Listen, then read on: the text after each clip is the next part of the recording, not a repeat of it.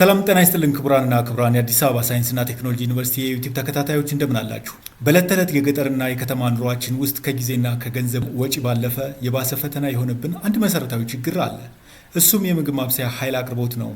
ዛሬም በብዙ የሀገራችን ክፍሎች ምግብ ለማብሰል የማገዶ እንጨት መሰብሰብ ለሴቶችና ሕፃናት ከባድ አድካሚ ስራ ሆኖ ቀጥሏል። የማገዶ እንጨት ሰብስቦ ደን መንጥሮ ከሰል ማዘጋጀት፣ ከሰል አቀጣጥሎ ምግብ ማዘጋጀት፣ ምግብ ለማዘጋጀት የሚወስደው ጊዜ በራሱ ከባድ ሂደት ነው። ነገር ግን ከፀሐይ ኃይል የሚመነጭ ምንም አይነት ተጨማሪ ጉልበትና ወጪ የሌለው የሰው ጊዜ ቆጣቢ እንዲሁም የቤት ውስጥ አየር ብክለትን ሙሉ በሙሉ የሚያስወግድ መፍትሄ ቢኖር ብለው ያውቃሉ? አዎ፣ ዛሬ በአዲስ አበባ ሳይንስና ቴክኖሎጂ ዩኒቨርሲቲ ተመራማሪዎች እውን ሆኗል።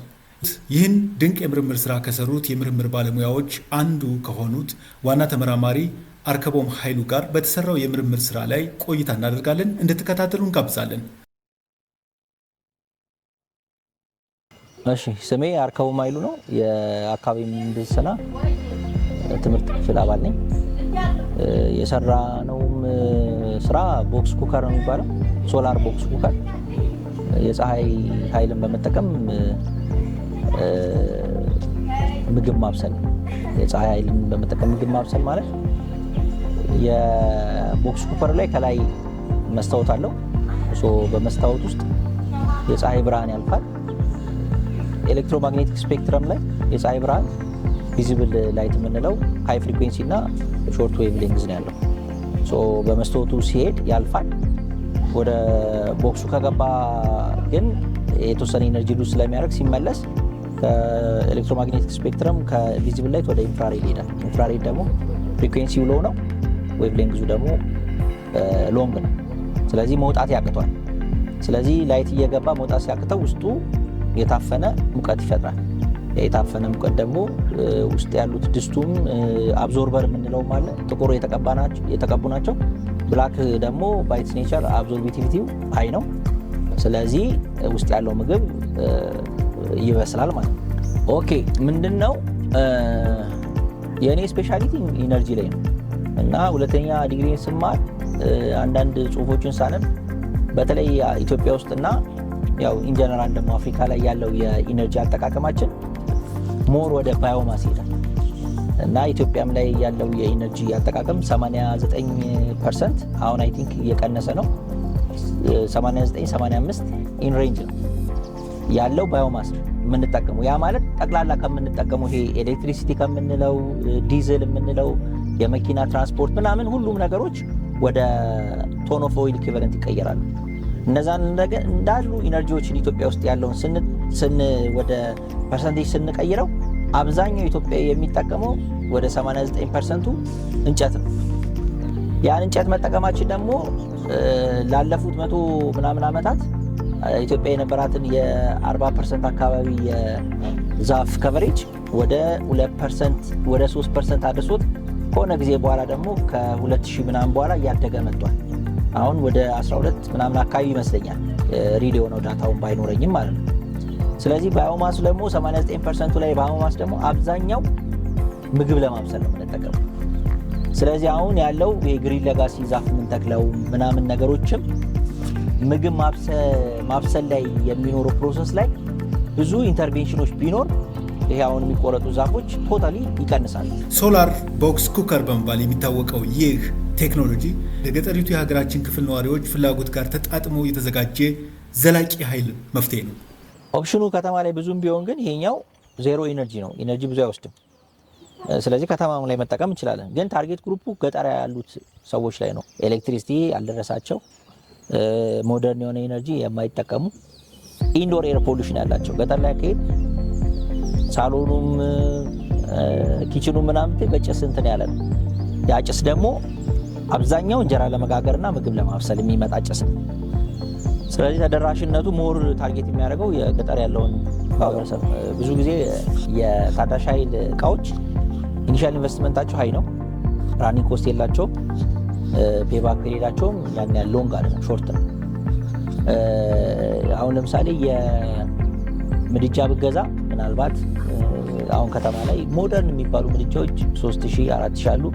ይሄ በየመርካቶ ምናምን የሚሰሩ ደግሞ ምናልባት 1500 ሊኖር ይችላል፣ አላውቅም። ችግሩ ግን እነሱ ጋር ምንድን ነው? ለምሳሌ 500 ብር ምድጃውን ከገዛ ወር 1000 ብር ከገዛ በየጊዜው ለማብሰል ምን ያስፈልጋል? ከሰል ያስፈልጋል።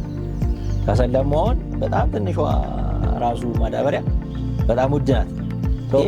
ይሄ ራኒንግ ኮስት የለውም። ኦንሊ ቲንግ ምንድነው የዚህኛው ከባዱ ፓርት አሁን እንደዚህ ክረምት ሲሆን ፀሐይ ሳይኖር ምንን ሲል እንትን አይልም፣ ፐርፎርማንሱ ይወርዳል። ግን አብዛኛው አይተህ ከሆነ ኢትዮጵያ ውስጥ በብዛት ፀሐይ የማግኘት ፕሮባቢሊቲው ሀይ ነው። እንዲሁም የሚባለው ከ360 ምናምን ዳታ እንደሚያሳይ 320 ምናምን አካባቢ 40 ቀን ወር ደግሞ 50 ቀን አካባቢ ነው በቃ በጣም ደመና የሚሆነው እንጂ አብዛኛው ፀሐይ ነው። ፀሐይም ደግሞ ሲባል በጣም ጥሩ ፖቴንሻል ነው ያለን። ከ5.2 እስከ 5.8 ኪሎዋት አወር ፐር ሜትር ስኩዌር ፐር ዴይ ነው።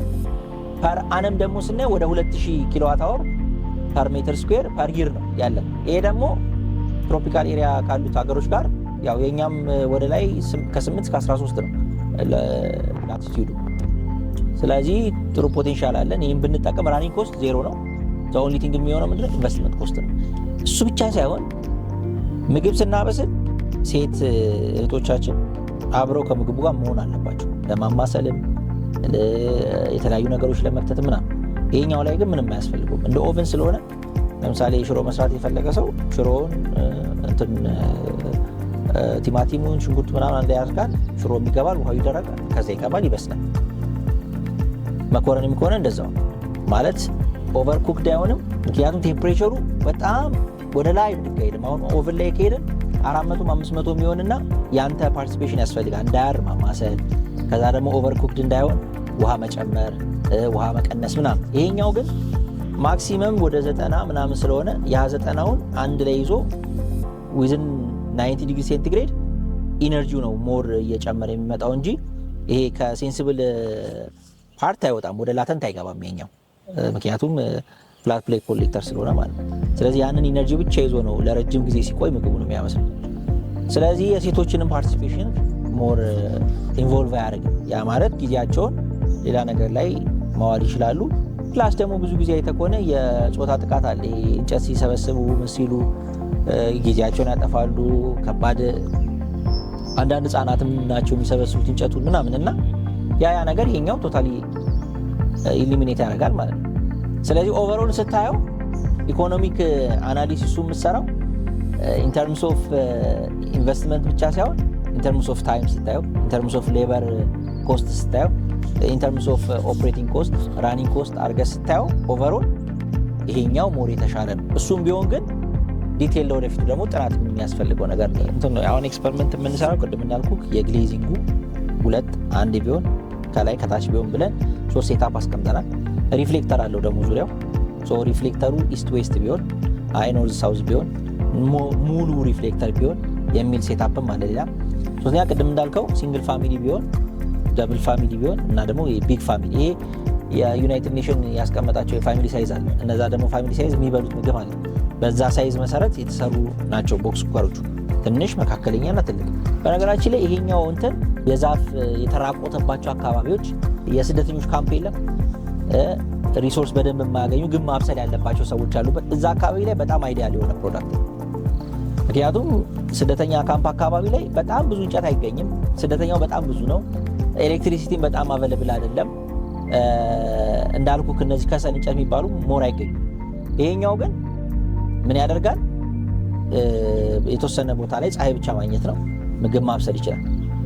የምርምር ትልቁ ስኬት በቤተ ሙከራ ውስጥ መቆየቱ ሳይሆን የሰው ልጅ የዕለት ተዕለት ችግር መፍታት መቻሉ ነው። ይህ የምርምር ውጤት ከዩኒቨርሲቲ ግቢ ወጥቶ በባሌ ጎሮ ወረዳ ከሚገኙ ማህበረሰቦች ጋር በተግባር በመስክ ላይ ተፈትኖ እጅግ አበረታች ውጤት ታሳይቷል። ከህብረተሰቡ የተሰበሰቡ ግብዓቶችም ለቀጣይ ምርምር ማሻሻያ ግብዓት ሆነው ይቀጥላሉ። እንደ ፋርም አፍሪካ የመሳሰሉ ተቋማት ምርምሩን ከህብረተሰቡ ጋር በማገናኘታቸው ዛሬ ተመራማሪዎች የሰሩትን ስራ መሬት ረግጦ የሰዎችን ኑሮ መለወጥ ጀምሯል። አሁን እንትኑ ፕሮዳክቱን ዲሲሚኔት ያደረግነው አይ ቲንክ ሜይ ላይ ይመስለኛል፣ ግንቦት መጨረሻ አካባቢ ነው የሄድነው። ፋርም አፍሪካ የሚባል ኤንጂኦ ጋር በመተባበር ነው እንትን ያልነው። የሄድንበት አካባቢ ወደ ባሌ ዞን ጎሮ ወረዳ ይመስለኛል። ሰዎቹ የነበራቸው ፊድባክ እንደዚህ አይነት ቴክኖሎጂ እንደሚፈልጉ፣ መብራት እንዲኖራቸው ይፈልጋሉ። መብራት የሌለበት አካባቢ ነው። ንጹህ የሆነ የውሃ ይፈልጋሉ። ታስክ ይዘን መጥተናል። እንዴት መብራት ማለት ዲሴንትራላይዝ በሆነ መልኩ መብራት እንዴት ፕሮቫይድ መደረግ ይችላል?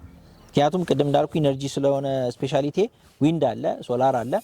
በእኛ ዊንድን ተጠቅመን ሶላር ተጠቅመን ለተወሰነ አካባቢ እንዴት ፓወር መስጠት ይቻላል የሚለውንም ታስክ ይዘን መጥተናል። ትልቁ ግን ጋፕ ያየ ነው እኛ ቴክኖሎጂውን ስንሰጥ ቴክኖሎጂው ስትጠቀም ስልጠና ያስፈልጓል። ምክንያቱም ሶላር ቦክስ ኮሩ አንድ ቦታ ስቴሽነሪ መሆን የለበትም። ፀሐይዋ በየትኛው ሳይድ ስትሆን ነው ሶላር ቦክሰሩ በየትኛው ሳይድ መሆን አለበት። ፀሐይዋ ስትዞር አብሮ እንዴት ነው መዞር ያለበት። ቦክስ ኩከሩ ሲዘጋ አንዴ ከገባ በኋላ መዘጋት አለበት። ከከፈትከው ቴምፕሬቸሩ አንዴ ነው ድሮፕ የሚያደርግ። ስለዚህ ኢንሱሌትድ መሆን አለበት። እነዚህ ነገሮች ለወደፊቱ ስልጠና ለመስጠት ከዛ ደግሞ እነዛ ሰዎች መጣው እዚህ ከኛ ኤክስፐሪመንት ስናደርግ ያሉት ሪዘልቶች እንዲስታረጉ እንዲሆናል የሚለውን ለማሳየት እንቀዳለን። ትልቁ ደግሞ ማኑዋል ለማዘጋጀት ለዚህ ምግብ እንደዚህ ለዚህ ምግብ እንዲህ ብሮሸር አይነት ነገር አዘጋጅተን ከፕሮዳክቱ ጋር አብሮ ብሮሸሩ እንዲሰጥ ማለት ነው። አሁን በጣም ብዙ ስራዎች አሉ ከዚህ ጋር ቅድም እንዳልኩት የተለያየ ግሌዚንግ ተጠቅመ ምን ይመስላል፣ ሪፍሌክተር ያስፈልጋል አያስፈልግም። ምክንያቱም ሪፍሌክተሩ ራሱ ኮስቱ ትልቅ ስለሆነ ማለት ነው። እነዛ ነገሮች መጨረሻ ላይ ሶሊዲፋይ የሆነ በብሮሸር ላይ የተቀመጠ ኦፕቲማይዝ የሆነ ፕሮዳክት እና አጠቃቀሙ ምግብ ስናበስል ደግሞ በምን ያህል ደቂቃ ነው በምን ያህል ሶላር ራዲሽን ያ ምግብ የሚበስለው የሚለው ማኑዋልም ብሮሸርም የመስራት ደግሞ የወደፊት እንትና። እዛ በተረፈ ግን ፕሮዳክቱ ቅድም እንዳልኩት በብዛት ተሰርቶ በብዛት ለተለያየ ኮሚኒቲ መድረስ ያለበት ፕሮዳክት ስለሆነ ሪኒውብል ኢነርጂ ላይ መስራት የሚፈልጉ ወይንም ደግሞ የገጠሪቷን ኢትዮጵያ የኢነርጂ ችግሮችን መቅረፍ ላይ የሚሰሩ ማንኛውም ድርጅት አይ ቲንክ ዩኒቨርሲቲያችንን ኮሚኒኬት አድርጎ እኛን አግኝቶ እነዚህ ፕሮዳክቶች በሰፊው ተደራሽ ማድረግ እንችላለን። በማምረት ደረጃ ደግሞ ያው ቅድም እንዳየ ነው ራሳችንን ዲዛይን ያደረግነው ራሳችንን ያመረትነው። ስለዚህ በብዛት ለማምረትም ያን ያህል ከባድ አይደለም የሚሆነው ለኛ። ስለዚህ ያንን ነገር መስራት የሚፈልጉ ማንኛውም ኤንጂኦ የሚሆን ኢንቨስተር የሚሆን ትርፍን ያማከለ ሳይሆን ገጠሩ ላይ ያለውን የኤነርጂ ችግር ለመፍታት ያማከሉ ማንኛውም አይነት እንትኖች ካሉ እኛን አፕሮች ማድረግ ይችላል። ዛሬ በትንሹ በባሌ ዞን የተጀመረው ይህ የምርምር ጉዞ ነገ አገራችን ወደ አረንጓዴ ንጹህ የኃይል ኢኮኖሚ ለመሸጋገር ትልቅ አቅም ይኖራታል። ፈጠራ አያልቅም፣ ምርምርም አይቆም። ብልሃት፣ ጥረትና ማህበረሰብ ተኮር ጥናት ሲሰናሰኑ ማንኛውንም መሰናክሎች ማለፍ እንደሚቻል የሚያሳይ የምርምር ስራ እውነተኛ ምስክር